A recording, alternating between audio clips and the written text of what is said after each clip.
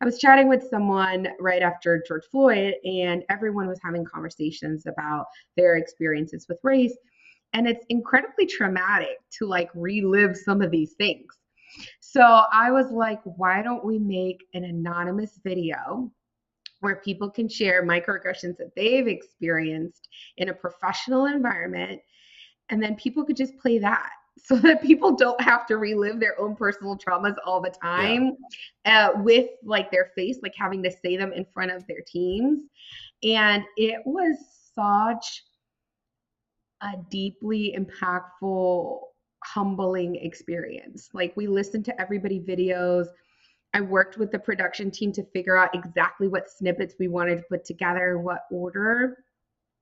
And it was heartbreaking to see the things that people have to carry. So, like, I really appreciate you seeing and acknowledging the things I have to carry.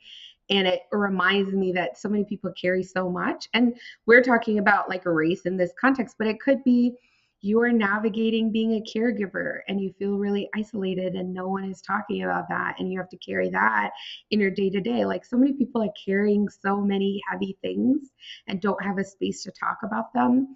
And I feel really privileged to have been able to create spaces for people to talk about the racial things that they carry and how it impacts them. And that video got a lot of views and was shared really widely. And I think a lot of the reason why is because it was so raw and authentic.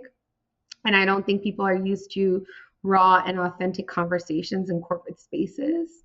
But that has been kind of like my secret belief that I tried to like infuse in ways that I could at J&J. So like I also created an event on self-love where I like brought 5 women together and we just talked about self-love. And it was phenomenal seeing like a senior director talk about how she's learning to love herself, because people have this impression of people at certain levels of how they are, of how they think. And I just love humanizing people. I love peeling back the layers and exposing like we're all struggling with the same thing: love, belonging, acceptance, worthiness.